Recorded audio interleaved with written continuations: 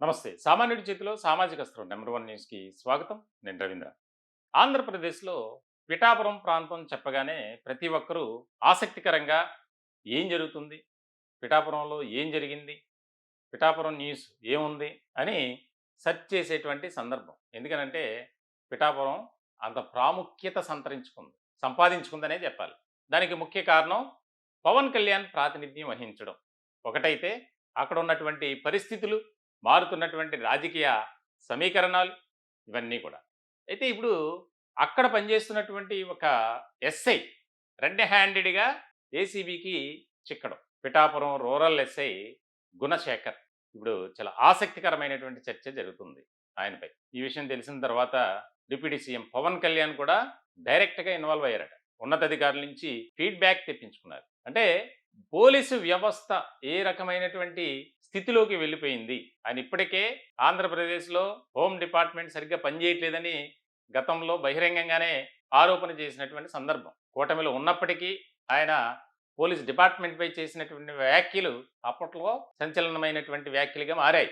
దానిపై పెద్ద చర్చే జరిగింది. ఇటువంటి సందర్భంలో ఇప్పుడు మళ్ళీ పవన్ కళ్యాణ్ ఈ యొక్క పిఠాపురం రూరల్ ఎస్ఐకి సంబంధించినటువంటి వ్యవహారంలో ఉన్నతాధికారులకు క్లాస్ స్పీకర్ అట. ఇప్పుడు ఇదే చర్చ మళ్ళీ పోలీస్ వర్గాల్లో జరుగుతుంది. లంచం కోసం రూరల్ ఎస్ఐ గుణశేఖర్ ఆయన ప్రతి ఒక్కరిని లంచం డిమాండ్ చేయటమే అని ఒక నిందితుడిని డ్రైవర్గా పెట్టుకుని అతని ద్వారా ఆర్థికపరమైనటువంటి లావాదేవీ, అలాగే కొంతమంది క్రిమినల్స్ని బెదిరించడం, ఇవన్నీ కూడా బయటపడటంతో ఉప ముఖ్యమంత్రి పవన్ కళ్యాణ్ చాలా సీరియస్ అయ్యారట.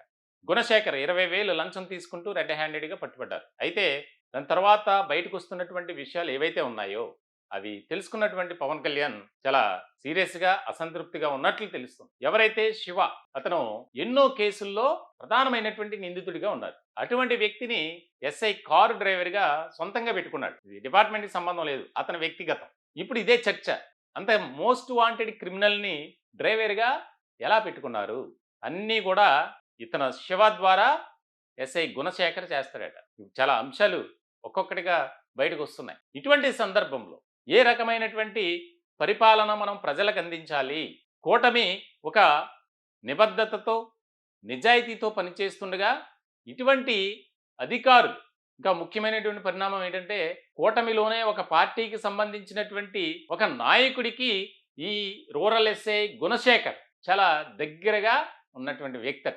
మళ్ళీ కూటమిలో కుంపటనే చెప్పాలి. ఇప్పటికీ పిఠాపురం నియోజకవర్గం అంటే తెలుగుదేశం వర్సెస్ జనసేన, ఈ రెండు పార్టీలు మిత్రధర్మాన్ని పాటిస్తూనే, పొత్తు ధర్మాన్ని పాటిస్తూనే, ప్రభుత్వంలో కీలకంగా ఉంటూనే ఒక పిఠాపురం నియోజకవర్గానికి సంబంధించి మాత్రం వేరువేరుగా ఉంటున్నారు. తెలుగుదేశం పార్టీకి సంబంధించి వర్మ, ఇక జనసేన నాయకులు, కార్యకర్తలు అక్కడ ఉన్నటువంటి పరిస్థితులను బట్టి ఏ రకమైనటువంటి సిచ్యువేషన్ ఏర్పడుతుంది అనేది మనం చూస్తూనే ఉన్నాం. గతంలోనే ఆ ప్లేనరీ సమావేశాల సందర్భంగా నాగబాబు మాట్లాడినటువంటి తీరు ఒక్కసారిగా అలజడి కలిగించింది. ఎవరో దయాదాక్షిణ్యాల వల్ల మేము గెలవలేదు, మాకెవరు సపోర్ట్ చేయలేదు, మాకు మేముగా గెలిచామని దానికి సంబంధించి ఒక రకమైనటువంటి చర్చ జరిగింది. ఇలాంటి సందర్భంలో ఈ రూరల్ ఎస్ఐ ఎవరైతే ఉన్నారో గుణశేఖర్, అతను ఏసీబీకి చిక్కినటువంటి వ్యవహారానికి సంబంధించి చాలా ఆసక్తికరమైనటువంటి చర్చ అక్కడ జరుగుతుంది స్థానికంగా. ఇప్పుడు రాష్ట్ర రాజకీయ వర్గాల్లో కూడా ఈ అంశం ఒక రకమైనటువంటి చర్చకి దారి తీసిందనే చెప్పాలి. దీనిపై స్వయంగా ఎవరైతే డీజీపీకి ఫోన్ చేసి దాని వివరాలు ఏంటి, అసలు ఏం జరిగింది, ఎందుకు జరిగింది, అతను ఏంటి సర్వీస్ రికార్డు అనేది మొత్తం తెప్పించుకున్నారట. ఇప్పుడు ఇది ఆసక్తికరమైనటువంటి పరిణామంగా మారింది. ఎందుకంటే పిఠాపురం నియోజకవర్గం అంటే ఆయన సొంతంగా ప్రాతినిధ్యం వహిస్తున్నటువంటి నియోజకవర్గం. అక్కడ అభివృద్ధి పనులు కానీ, అక్కడ పవన్ కళ్యాణ్ చేస్తున్నటువంటి సేవా కార్యక్రమాలు కానీ, జనసేన ఒక రకమైనటువంటి నియోజకవర్గంగా ప్రాముఖ్యమైనటువంటి ప్రాంతంగా పిఠాపురాన్ని సెలెక్ట్ చేసుకుని అక్కడ పని చేస్తున్నటువంటి సందర్భం. మరి ఇటువంటి సందర్భంలో ఈ రకమైనటువంటి పరిణామాలు చోటు చేసుకోవడం చాలా బాధాకరం అనే అంశాన్ని జనసేన నాయకులు చర్చించుకుంటున్నారు. దీనికి సంబంధించి ఈ యొక్క అవినీతి అధికారి ఇలా చాలామంది పిఠాపురం నియోజకవర్గంలో ఉన్నారు. ఆయా డిపార్ట్మెంట్కి సంబంధించి, ఒక పోలీస్ డిపార్ట్మెంట్ కాదు.